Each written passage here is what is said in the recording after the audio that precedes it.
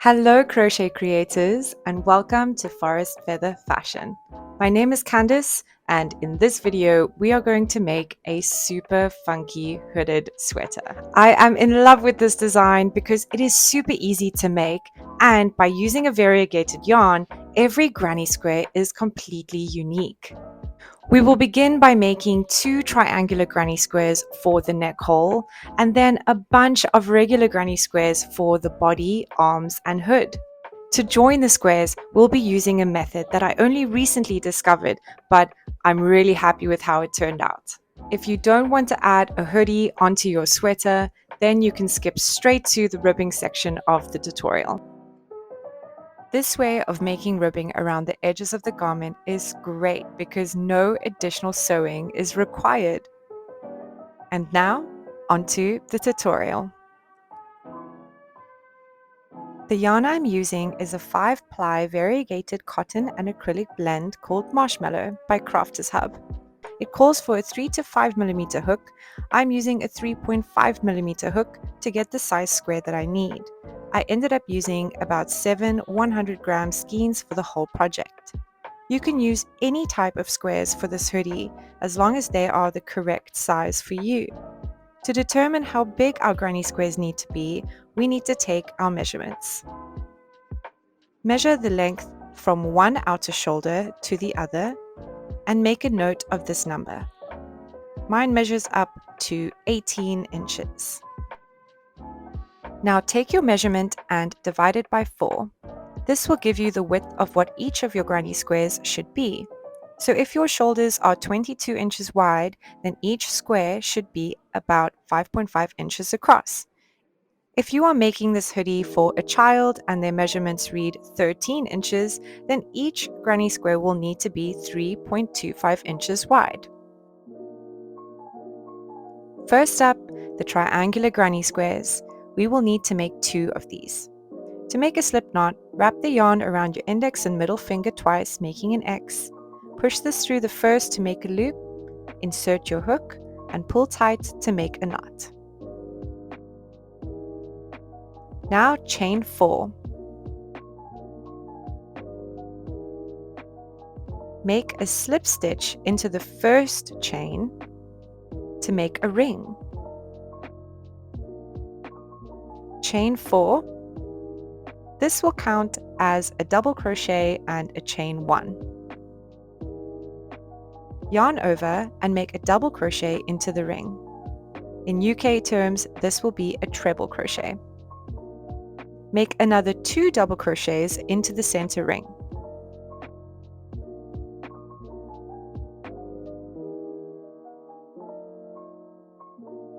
Now we will chain 2 to create the corner, yarn over and place another 3 double crochets into the center of the ring.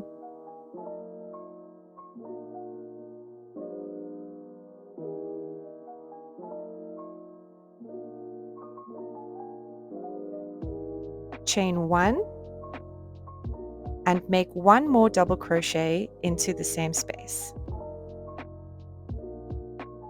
You can now start to see the triangular shape forming. Turn your work and chain 4.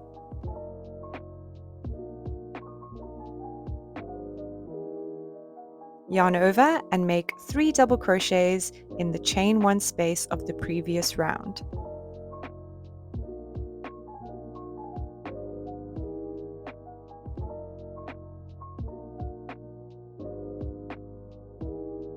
You can now insert another 3 double crochets directly into the chain 2 space.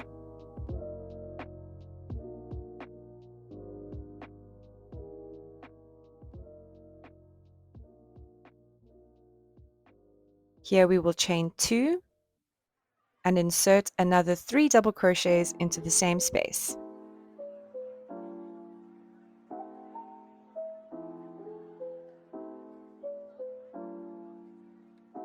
Create another double crochet cluster into the chain 1 space.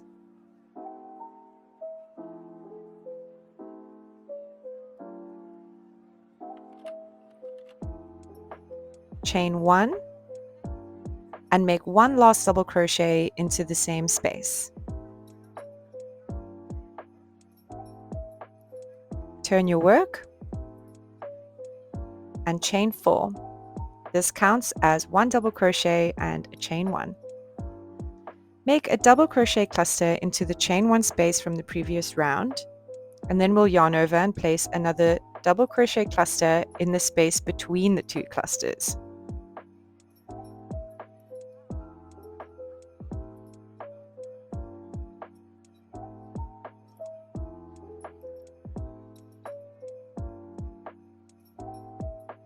Yarn over and insert 2 double crochet clusters separated by a chain 2, creating the corner of the triangle. After your last cluster in the chain 1 space, don't forget to chain 1 and make one last double crochet in the same space. Turn your work, chain 4, and repeat this pattern until the end of the round.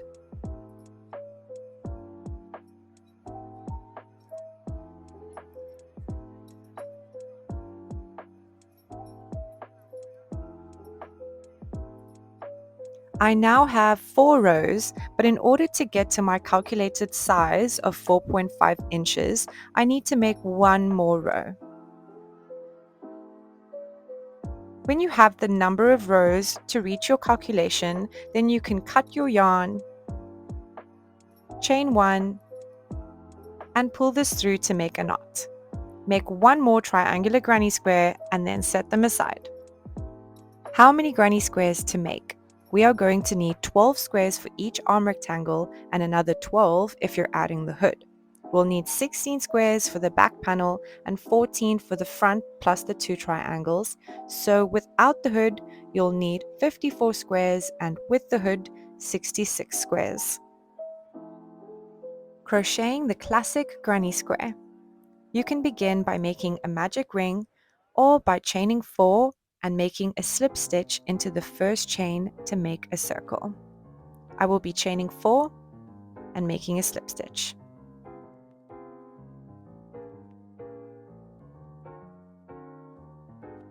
Chain 3. This counts as your first double crochet. Then yarn over and make 2 double crochets in the center space. Chain 2 and make another 3 double crochets into the same circle space.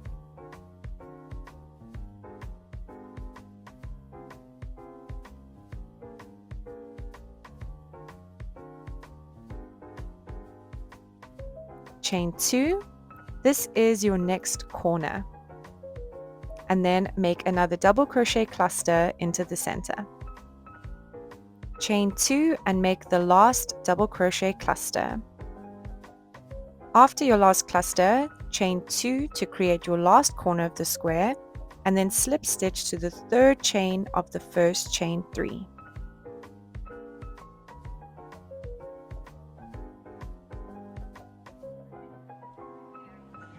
To make round 2, skip a stitch and make a slip stitch into the next one, and a slip stitch into the corner space. Here we will chain 3. This counts as our first double crochet. Yarn over and insert 2 more double crochets into the corner space. Now chain 2 to create the next corner, and place another 3 double crochets into the same corner space.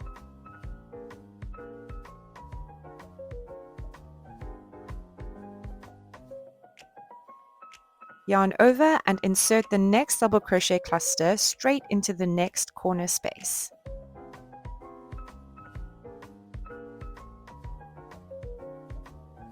Chain 2 and insert another double crochet cluster into the corner space.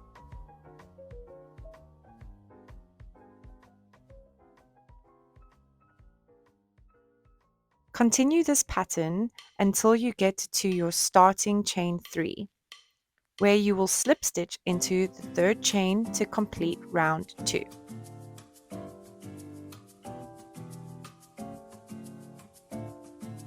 Now slip stitch into the last double crochet of the cluster and into the corner. Chain 3 and then make 2 double crochets in the same space.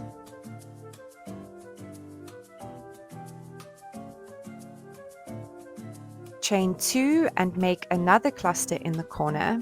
Then we'll make 3 double crochets in the space between the previous round's 2 double crochet clusters, and then 2 clusters in the corner separated by a chain 2. To finish round 3, slip stitch to the beginning chain 3.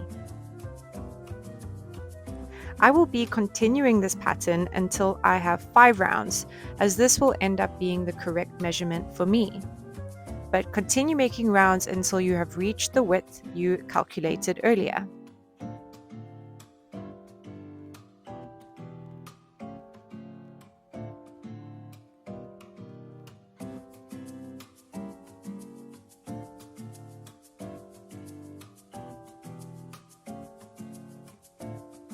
To finish off, cut your yarn, chain 1 and pull through to make a knot. Making all the squares. You can, of course, make each granny square multiple colors or use an entirely different granny square pattern. I have a daisy granny square tutorial that you can check out. The link will be in the description box below. Once you have made all your granny squares, it's time to block them. You can, of course, do this as you go so that you don't have to block all the squares at the same time. This is the simple process of wetting your squares slightly and pinning them down. This will help set the yarn into the desired shape. If you don't have a blocking square like this, that's perfectly fine. You can pin the damp squares straight onto a towel and wait for them to dry. Sorting and positioning will be especially important if you have different color squares, as we will need to try avoid placing 2 of the same colors right next to each other. For the front panel, grab your 2 triangles and position them so that they create a V. Now start placing the remaining 14 squares around and down. It should end up being a 4x4 square. Next, we will need to join the squares. I will be using a single crochet method that's slightly different to the usual one. You can use any joining method you'd like. I'll link my How to Join Granny Squares tutorial below, where you have 3 other options to choose from. Begin by placing 2 squares right sides facing each other and making a slip knot. Insert your hook into the corner spaces of both squares. Pull the yarn to the front and chain 1. This counts as your first single crochet stitch. Make another 2 single crochets in the same corner space. Locate the next space between the clusters on both squares and make 3 single crochets.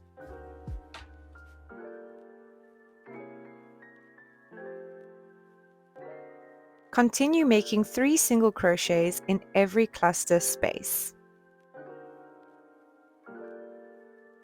When you get to the end of this square sandwich, grab the next 2 squares and place 3 single crochets straight into the corner of both.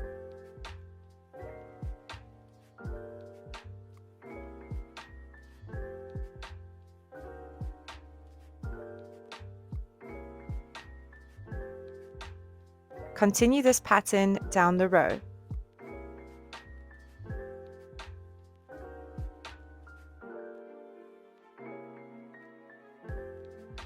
When joining the squares in the other direction, you begin as usual, but when you get to the join, you will chain 1 to go over the ridge before continuing with the single crochet join. So we will need to place 3 single crochets in this corner space, chain 1, and then 3 single crochets in the next corner space.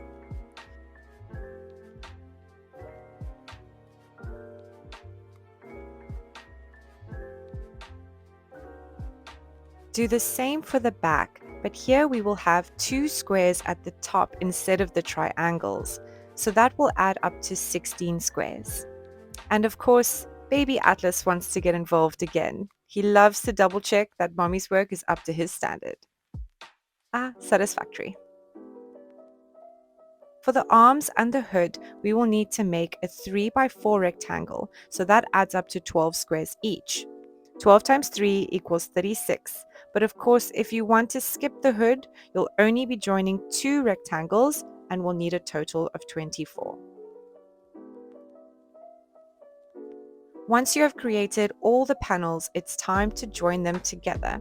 Lay your back and front panels right sides facing each other, and then join them along the shoulder seam using the single crochet method or any other method that you have chosen to use.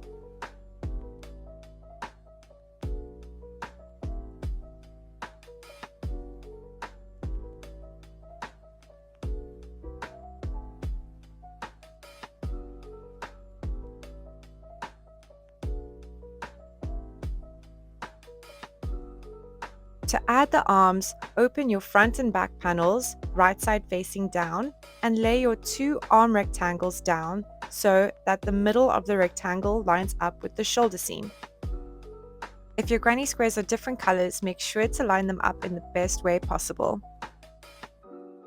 Now grab the body panel and the arm panel, right sides facing each other, lay them down, and grab a stitch marker. Find the middle of the arm panel by counting inwards and then position the shoulder seam directly onto it. Secure this with a stitch marker. Now you can join using your preferred method.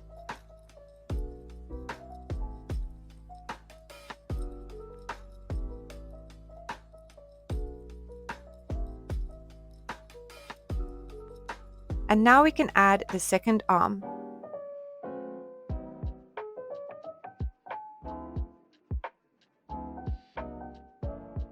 Here we will fold the body panels onto one another, right sides facing each other. And now we can join the sides of the body and up the arms on both sides.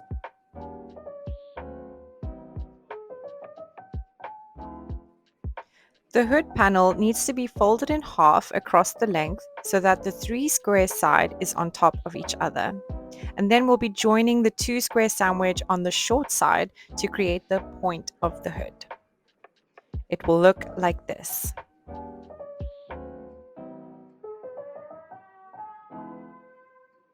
To add the hood, face the back panel up and place the hood right side facing down.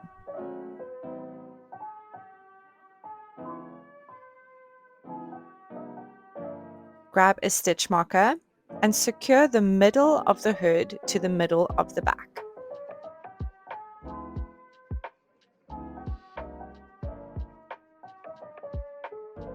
Grab a second stitch marker and work the hood around to the front triangle. Make sure that each cluster space matches the same one on the other panel. You should end up joining them right to the center of the front triangle. Once you've added your hood, it's time to add the ribbing around the edges. So I'm changing my hook from the wooden one to this metallic one because unfortunately Atlas devoured the end of my favorite wooden one and I don't want it to catch on the yarn. But of course he has a hook size preference because every 3.5mm hook I own has been chewed to some extent. Alright, take one of the sleeves and locate the join underneath the arm. This is where we will be starting the ribbing. Insert your hook into the join and pull the yarn through to make a knot. Insert your hook back into the join and pull the yarn to the front.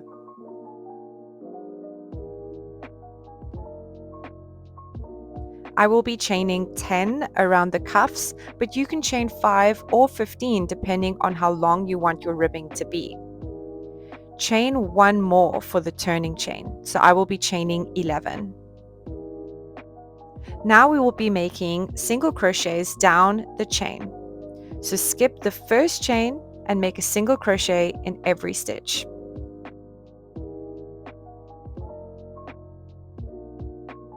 Once you have made your last single crochet, we will be making 3 slip stitches along the cuff.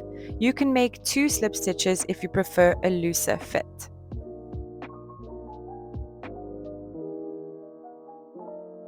So skip where your foundation chain is and make a slip stitch in the next stitch.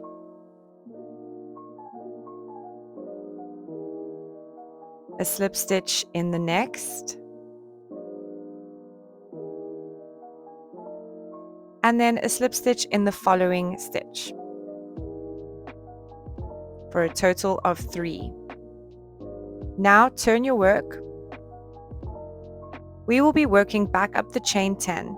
Skip the 3 slip stitches and work a single crochet in the first chain 10 in the back loop only.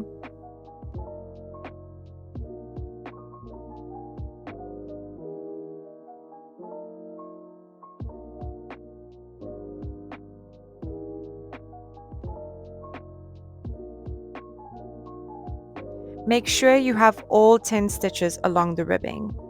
I suggest counting as you go because it is easy to drop a stitch in the beginning or at the end of these rows.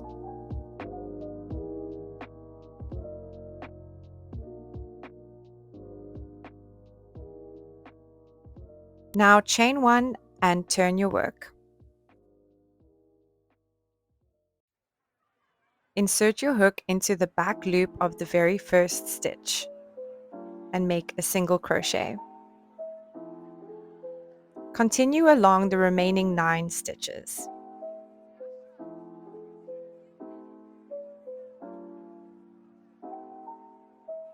The 10th stitch can be a little tricky, so make sure you don't skip it by accident. Now slip stitch into the next 3 stitches along the cuff.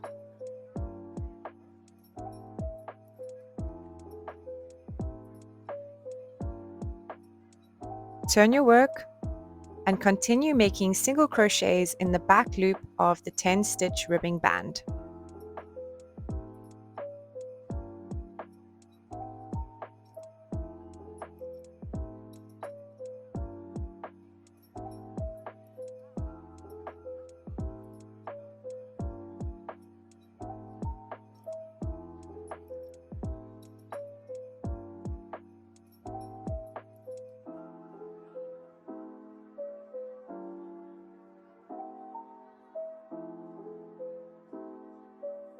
When you get to your last few slip stitches, cut your yarn but leave a long tail to use to sew up your cuff.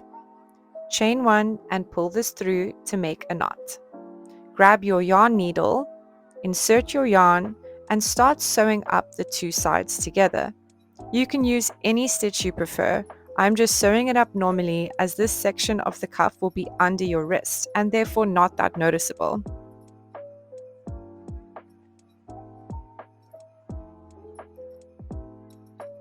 At the end, make a knot and weave in your ends.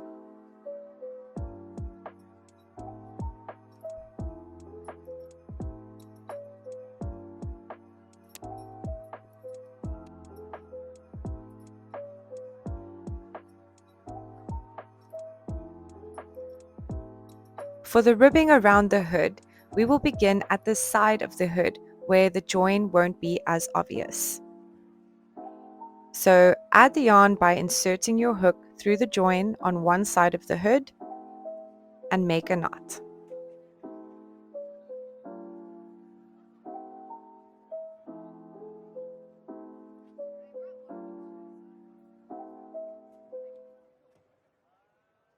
I only want a short ribbing around the hood that doesn't pull in too much. So I will be chaining 5 here and adding 1 for the turning chain.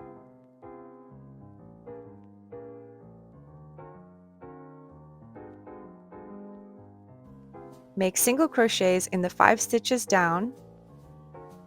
And now here, because I want a looser ribbing band, I will only be slip stitching into 2 stitches along the hood before turning my work and working across in the back loops only.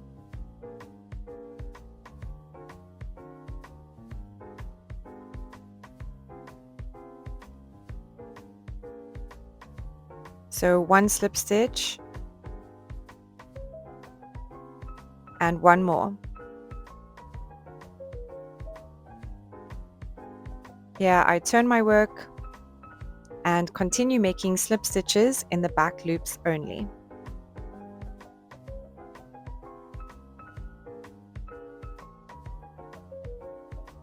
Continue this until you get to the beginning of the neck hole.